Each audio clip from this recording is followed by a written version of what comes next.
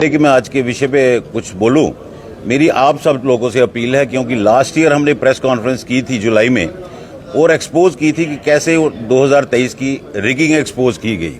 मेरी आपसे रिक्वेस्ट है, जिन पे हम एलिगेशंस लगाते हैं, हमारी जो एलिगेशन है उसका जवाब उनसे लेके आइए। वो एलिगेशन पे कुछ नहीं बोलते, मुद्दे से हट के बातें करते हैं, तो इसलिए मेंबर तक सही बात पब्लिक तक नहीं पहुंचती। तो मेरा आपसे हाथ जोड़ के रिक्वेस्ट है, आप बिल्कुल जो सटीक हमारी एलिगेशंस हैं उन पे उनसे पूछे। हमने लास्ट ईयर 4 चीज़ें अहम प्रूफ की जो 23 की इलेक्शन में हुई, जो हम नहीं कह रहे। ये लेटर इलेक्शन प्रेसिडेंट की तरफ से रिप्लाई आया था एलिगेशंस का। इसमें ये लिखते हैं कि सीसीटीवी फुटेज नहीं है क्योंकि हम बिल नहीं बनाना चाहते थे। आप सबको मालूम है CCTV footage free of cost होती है। इन्होंने जानबूझ के सीसीटीवी बंद करवाए ताकि कोई भी चीज़ कैप्चर ना हो सके। दूसरी मेन चीज़ इसमें थी, पहले इन्होंने बोला मार्कर से वोट पड़ेंगे, उसके बाद तमाम किस्म के पेन्स चले, जो एक वायलेशन है। तीसरी चीज़, इन्होंने अपने कंटेस्टेंट्स के रिश्तेदार और अपने दोस्तों को ही पोलिंग एजेंट्स और काउंटिंग एजेंट्स बनाया। और उसके बाद इन्होंने 10 आदमी इन वायलेशन ऑफ कॉन्स्टिट्यूशन, जो इन्फ्लुएंशियल मेंबर्स हैं other than election team, constitution को वायलेट करते हुए उनको पोलिंग हॉल में बिठा दिया टू इन्फ्लुएंस वोटर्स। तो ये चारों चीज़ें साबित करती हैं कि पोल्स रिग हुए। हम कोर्ट में अपनी संस्था को नहीं लेके जाते हैं। श्री राम साय के टाइम भी यही मेरे ऑपोजिशन वाले कोर्ट में गए थे और 2020 में भी ये कोर्ट में गए थे।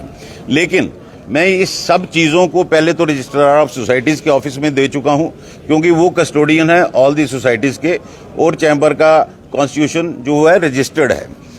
चौंका देने वाली बात है कि 3 नोटिस देने के बाद भी रजिस्ट्रार ऑफ सोसाइटीज़ को चैम्बर की तरफ से एक भी जवाब नहीं आया।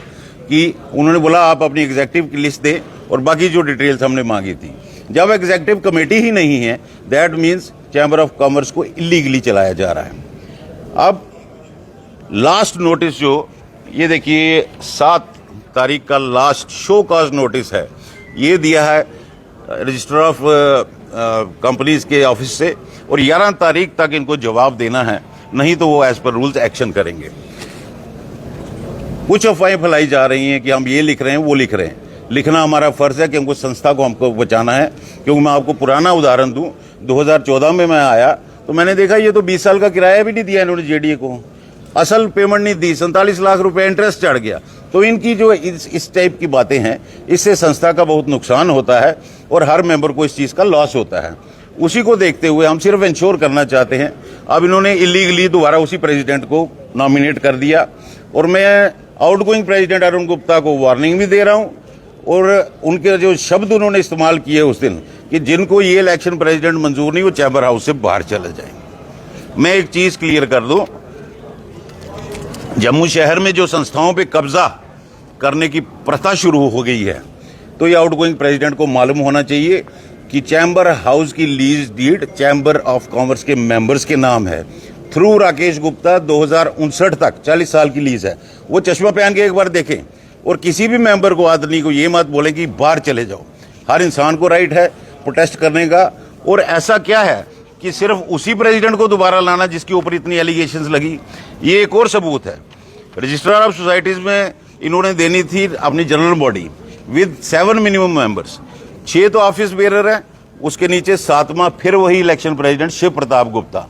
तो ऐसा क्या नजदीकी है कि इनको 3000 आदमियों में और कोई सक्षम नजर नहीं आता।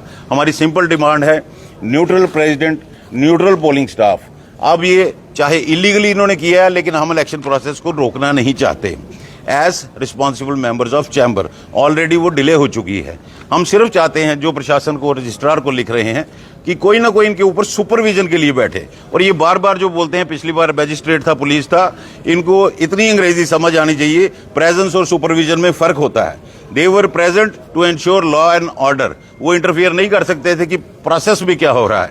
और हमारी ये पुरजोर कोशिश जारी है कि हमें प्रशासन से कोई ना कोई इंसान चाहिए जो ऊपर सुपरवाइज करे, ताकि इलेक्शंस फेयर हो। हमारी ऐसी कोई मंशा नहीं है कि हम किसी का नुकसान करें। ये तोड़ मोड़ के लफ्ज़ बोलते हैं, क्यों कंप्लाई नहीं करेंगे तो रजिस्ट्रेशन पे तो सवाली निशान लगेंगे। Societies act over rules constitution of the chamber act. तो ये इन सब चीज़ों को मद्देनजर रखते हुए मैं आपके माध्यम से एलजी प्रशासन को भी अपील कर रहा हूं और तमाम अपने मेंबर्स को भी अपील कर रहा हूं कि आप बातों को समझिए, इनकी झूठी बातों में मत आइए। इनका झूठ का पटारा खत्म हो चुका और हमारा भी सब्र का बांध अब टूटने वाला है। फिर से दोबारा इलेक्शन कमीशन को नियुक्त किया गया, आपको लगता है फिर से जो फिर इलेक्शन होंगे? नहीं होंगे। हम ऑलरेडी उनको प्रूव कर चुके हैं कि इन्होंने रिगिंग की है इन नेक्सस विद सिटिंग टीम, तो कैसे वो होंगे? इसीलिए हम इंश्योर कर रहे हैं और प्रशासन को बोल रहे हैं किसी को इस पूरी प्रोसेस को सुपरवाइज करने के लिए इनके ऊपर कोई ना कोई होना चाहिए। तो आपको लगता है कि जो आपकी 3,000 मेंबरशिप है उसके ऊपर सवालिया निशान नहीं उठाया गया कि इसको दोबारा फिर से क्यों मौका दिया जा रहा है? मैंने आपको बोला ना, उन्होंने बोला जिनको मंजूर नहीं है चैम्बर हाउस से बाहर चला जाएं। ये उनकी शब्दावली थी।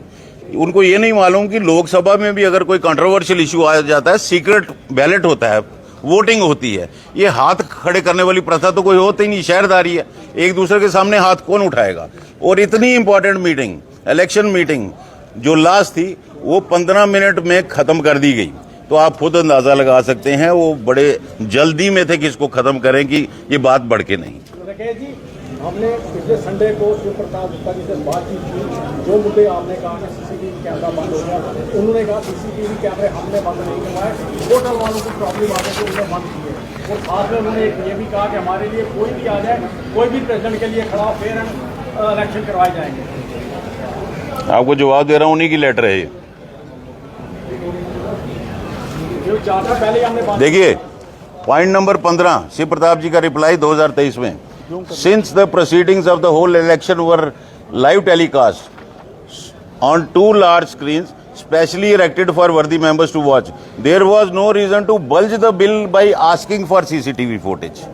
CCTV फुटेज का बिल नहीं होता और लाइव में कोई उधर ऑब्जर्व नहीं कर रहा था क्या हुआ था। ये क्राइम सीन को बाद में देखा जाता है, क्या क्या कड़ी हुई। तो ये उन्हीं की लिखी हुई है। उनको बोलिए आपने अपने उत्तर में ये लिखा सीसीटीवी का फुल हम बिल नहीं देना चाहते थे, वेरेज वो फ्री होती है, तो आपकी मंशा क्या आती है? ये बातों को घुमाते हैं। ये चीज लिखत उनकी है, हमारी लेख नहीं है। गुप्ता साहब, पिछली बार जो है मेंबर की फोटो नहीं लगी होती है। पिछली बार जो है जितने भी मेंबर वोटर थे उनका फोटो नहीं लगा था और बहुत सारे जो मेंबर थे एब्सेंट थे। एक ही बंदा 4-4 वोट। देखिए मैं आपको बताऊं कि जब मैंने अपने कार्यकाल में, जैसे इलेक्शन कमीशन का इलेक्टोरल रोल होता है, वो सॉफ्टवेयर डाल के हर एक वोटर का बैलेट में फोटो लगा हुआ है। पिछली बार कुछ भी टैली नहीं हुआ। काफी लोग जाम में बाहर से बाहर ही चले गए, अंदर नहीं आए। उन सबके वोट पोल हो गए। कुछ लोग आए कि हमारा वोट कौन डाल गया, उनको कहते हैं आप भी डाल लो, ये लो। एक काउंटर से बैलेट खत्म हो रहा था, दूसरे वाला कहता था मुझे दे दो। हर काउंटर को area wise, serial wise ballot होते हैं। तो कोई भी चीज फॉलो नहीं की गई। तो हमें कोई इनसे उम्मीद नहीं कि ये फेयर इलेक्शन करेंगे। हमें आज तक हमें चुप रहना पड़ा, कोर्ट नहीं गए क्योंकि हम संस्था को अपने कोर्ट में नहीं घसीटना चाहते। मगर अगर जरूरत पड़ी 11 तारीख तक हम वेट करेंगे रजिस्टर ऑफ सोसाइटीज का, वो क्या एक्शन लेते हैं। अगर जरूरत पड़ी तो हमें लिमिटेड डायरेक्शन लेनी पड़ेगी, सिर्फ और सिर्फ कि इनके ऊपर कोई इंसान होना चाहिए सुपरविजन के लिए, ताकि ये धांधली ना कर सके। हमारी और कोई मंशा नहीं। हाँ जी बोलिए। मैंने लिखा है अगर ये कंप्लाई नहीं कर रहे सोसाइटीज एक्ट तो ये रजिस्ट्रेशन सस्पेंड करिए, कैंसिल नहीं। There is a difference. Compliance होगी तो बहाल हो जाएगी। अब ये कंप्लायंस ही नहीं करना चाहते। ऐसा कौन सा सीक्रेट डॉक्यूमेंट है FBI का कि एग्जीक्यूटिव कमेटी की लिस्ट ही नहीं देते? एग्जीक्यूटिव नहीं तो सब कुछ चलाना है, तो इसका मतलब इलीगल चल रहा है। करोड़ों रुपए हम छोड़ के आए, करोड़ों रुपए आए और आज इनको जगह नहीं मिल रही कि इलेक्शन कहाँ करवाएं क्योंकि पैसे खत्म हो गए। आज बड़ी एलिगेशन शुरू हुई हैं और जो हमें कैंपेन में 90% वोटर्स कह रहे हैं भाई साहब अगर इलेक्शन इनके हाथ से होनी है तो आप घर ही बैठिए, आप अपना समय वेस्ट कर रहे हैं। ये फेयर पोल्स नहीं होंगे, ये रिगिंग होगी। आपके कहने के मुताबिक प्रशासन द्वारा कोई ऊपर अधिकारी नहीं उठाया जाता तो 11 मई में जो इलेक्शन उसमें पार्टिसिपेट करेंगे आपकी टीम या नहीं करेगी? हम बिल्कुल कर रहे हैं क्योंकि हमें विश्वास है इलेक्शन डेट 11 मई से पहले कोई ना कोई नियुक्ति होगी, चाहे प्रशासन की तरफ से या कोर्ट की तरफ से, सुपरविजन के लिए। हम इलेक्शन प्रोसेस को आगे नहीं करना चाहते। ये चैम्बर्स के मेंबर्स के हित में नहीं है, चैम्बर के हित में नहीं है। जो टीम मीडिया को बोलती है कि हमारी प्रशासन में सुनवाई नहीं है, तो भाई साहब फिर आप किस लिए बैठे हैं उधर? आपकी वजह से पूरा जम्मू का ट्रेड इंडस्ट्री ही नहीं, पब्लिक भी सफर कर रही, क्योंकि आपको याद होगा हमने अपने कार्यकाल के टाइम पब्लिक इश्यूज भी, चाहे वो एम्स था, सुचेतगढ़ था, लेक था, ऐसे कई चीजें हम सब कुछ टेकअप करते थे। चैम्बर एक सिविलियन कमांड है और उसको सक्षम होना बहुत जरूरी है। अदरवाइज जरूरी नहीं कि सिर्फ मेंबर सफर करेंगे, सारा जम्मू प्रदेश सफर करेगा। आपने प्रेस कॉन्फ्रेंस में ये कह दिया कि इस बार भी जो है इलेक्शन जो है फिर नहीं होंगे। फिर इलेक्शन करवाने का इसीलिए तो हम ये सब प्रयास कर रहे हैं कि रजिस्ट्रार ऑफ सोसाइटीज ने जो लास्ट उनको शो कॉज नोटिस दे दिया 11 तारीख तक जवाब दीजिए, नहीं तो प्रिवेलेंट लॉज के हिसाब से एक्शन होगा। कहेंगे आप क्या? अगर ये इधर हमें अगर कुछ नहीं मिलता है रिलीफ एज पर सोसाइटीज एक्ट जो हमारा हक है, तो डेफिनेटली हम लिमिटेड डायरेक्शन के लिए जाएंगे, इलेक्शन प्रोसेस को रोकने के लिए नहीं जाएंगे।